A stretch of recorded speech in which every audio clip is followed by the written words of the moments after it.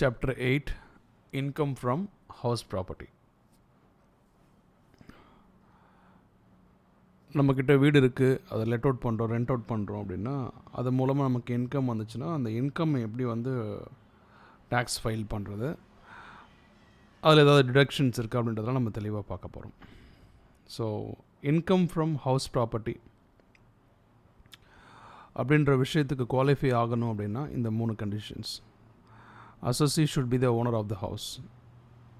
ஓனராக இருக்கலாம், இல்லை ஓனராக டீம்டாக இருக்கார், ஓனராக இருக்கார், ஆக்சுவல் ஓனர் கிடையாது, but it is deemed to be owner. அது என்ன கண்டிஷன் நான் சொல்கிறேன். there should be a building or land connected with the building. வெறும் காலி மனையாக பிளாட்டாக இருக்கக்கூடாது. there should be a building. அதான் ஹவுஸ் ப்ராப்பர்ட்டி.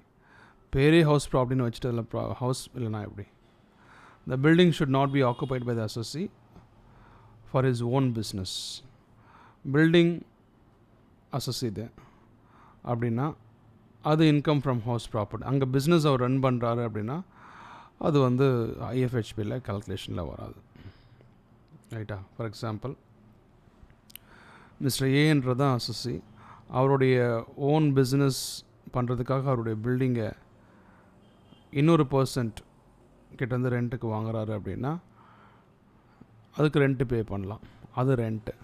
ஆனால் அந்த ரெண்ட்டுக்கு எடுத்த பில்டிங்கை இன்னொரு பர்சனுக்கு நம்ம சப்லெட் கொடுக்குறோம், ஏபிசி அப்படின்றப்போ ஸோ பர்சனுக்கு ஒரு 1 lakh per monthக்கு ரெண்ட்டு கொடுக்குறோன்னா அது இன்கம் ஃப்ரம் அதர் சோர்சஸ். யார்? அந்த பில்டிங்கோட ஓனருக்கு. சரிங்களா? நோ, ரெண்ட்டுக்கு எடுத்த நம்ம ஒரு இடத்துல ரெண்ட்டுக்கு எடுத்தால் நமக்கு அது ரெண்டல், நம்ம ஓனருக்கு ரெண்ட்டு பே பண்ணுறோம். பட் நம்ம அதை சப்லெட் பண்ணால் அது மூலமாக நமக்கு வரக்கூடிய income income from other sources. So அடுத்தது income by way of subletting is income from other sources. Subletting பண்ணாலே அது இன்கம் ஃப்ரம் அதர் சோர்சஸ் தான். ரைட்டா? ஸோ அப்போது இது ரெண்ட்டு மூலமாக வர்றது ஓனருக்கு இன்கம் ஃப்ரம் அதர் சோர்சஸ். நாம் அதை ரெண்ட்டுக்கு எடுத்து சப்லெட்டிங் பண்ணால் அது இன்கம் ஃப்ரம் அதர் சோர்சஸ். முடிஞ்சிருச்சா? ஸோ எது இன்கம் ஃப்ரம் ஹவுஸ் ப்ராப்பர்ட்டி, இது ஓனருக்கு, இது income from tax treatment is different. இங்கே இன்கம் ஃப்ரம் அதர் சோர்ஸோ அதை ட்ரீட் பண்ணுவாங்க. ஸோ சிம்பிளாக income by way of subletting is income from other sources. Owner can also be deemed owner. ஓனராக தான் இருக்கணும் அவசியம் இல்லை, டீம்டு ஓனராக இருந்தால் கூட. நம்ம டீம்டுன்ற வார்த்தைக்கான அர்த்தம் ஆல்ரெடி பார்த்துட்டோம். எப்படி ரெசிடெண்ட், டீம்டு ரெசிடெண்ட் அப்படின்னு சொல்கிறோம் இல்லையா? அதே மாதிரி ஓனர் தான் அவசியம் இல்லை, டீம்டு ஓனராக இருந்தாலும் ஓகே, அவருக்கும் income from house property calculation போட்டுக்கலாம். எக்ஸாம்பிள், மிஸ்டர் ஏ, மிஸ்ஸஸ் ஏ 2 பேரும் ஹஸ்பண்ட் ஒய்ஃபு. சேலரி உங்களுக்கு 36 lakhs.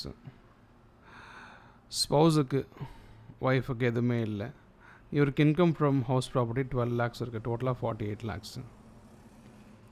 இது ரெண்டுத்தையும் ஆட் பண்ணால் இவங்களுக்கு 0, ஒன்றுமே இல்லை. அதெல்லாம் இந்த ஹவுஸ் ப்ராப்பர்ட்டி இவங்க பேரில் இருக்கிறது இவங்க பேரில் கிஃப்ட் டீட் கொடுத்து சேஞ்ச் பண்ணிட்டா டேக்ஸ் பர்பஸ்க்காக. ஏன்னா 36 + 12 இங்கே 48 lakhs வந்துடும்.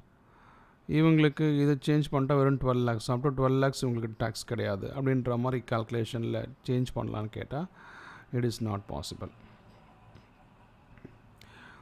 ஏன்னா 24 lakhsக்கு 3 lakhs, அடுத்த 24 lakhsக்கு 7.2 lakhs. ஸோ டோட்டலாக 10.2 lakhs டேக்ஸ் பே பண்ணுற மாதிரி இருக்கும். ஸோ இந்த 12 lakhs அவருக்கு சேஞ்ச் பண்ணிட்டா கிட்டத்தட்ட ஒரு 4 lakhs பக்கம் டேக்ஸஸ் சேவ் பண்ண முடியுமான்னு கேட்டால் அது இன்கம் டேக்ஸில் அந்த ஆப்ஷன் கிடையாது. ரைட்டா? ஸோ ரெண்டாவது condition, there should be a building. அது வெறும் காலி மனையாக லேண்டாக இருக்கக்கூடாது, அது மேலே ஒரு பில்டிங் இருக்கணும். ஃபார் எக்ஸாம்பிள், பார்க்கிங் ஸ்பாட் மாதிரி விட்டு 2 wheelers கார் பார்க்கிங்லாம் அதில் பார்க் பண்ண விட்டுட்டால் இன்கம் ஃப்ரம் அதர் சோர்ஸ் தான் அது கால்குலேஷன் ஆகும். Land connected to the building. 50 years lease taken from the brother. ஆனால் 2 பேர் அண்ணன் தம்பியாக இருக்காங்க. அண்ணங்கிட்ட தம்பியோ இல்லை தம்பிக்கிட்ட இருந்தாண்டோ வேக்கண்ட் லேண்டை லீஸுக்கு எடுக்கிறான். ஸோ அது மேலே பில்டிங் கட்டுறான். பட் ஆனால் லேண்டு அண்ணனுக்கு சொந்தமாக இருக்குது. அதுவும் அவனுக்கு இன்கம் ஃப்ரம் ஹவுஸ் ப்ராப்பர்ட்டியாக கன்சிடர் பண்ணப்படும். The building should not be occupied by the assessee or for assessee for his own business. Own business மூலமாக ஓன் பிஸ்னஸ் அந்த பில்டிங்கில் பண்ணக்கூடாது. இஃப் த பில்டிங் ஓன் யூஸாக இருந்துச்சுன்னா அதுக்கு பிஜிபிபி, அதாவது profit R gain on business or profession அதில் தான் வரும். ஸோ அது டெப்ரிசியேஷன் பண்ணிக்கலாமே தவிர ஓன் பில்டிங், அது நம்ம இப்போ ஓன் பில்டிங்கில் அகாடமி நடத்துகிறோம், ஓன் பில்டிங்கில் ஃபேக்ட்ரி பண்ணுறோம், அது இன்கம் ஃப்ரம் ஹவுஸ் ப்ராப்பர்ட்டியாக வராது. இதான் மெயின் 3 கண்டிஷன்ஸ். இந்த 3 கண்டிஷன்ஸ் சாட்டிஸ்ஃபை ஆனால் தான் இன்கம் ஃப்ரம் ஹவுஸ் ப்ராப்பர்ட்டியாக வந்து அது இருக்கும். சரிங்களா? ஸோ நெக்ஸ்ட் வீடியோவில் செல்ஃப் ஆக்குபைட் ப்ராப்பர்ட்டி அண்ட் லெட்டட் ப்ராப்பர்ட்டியை பற்றி பார்க்கலாம்.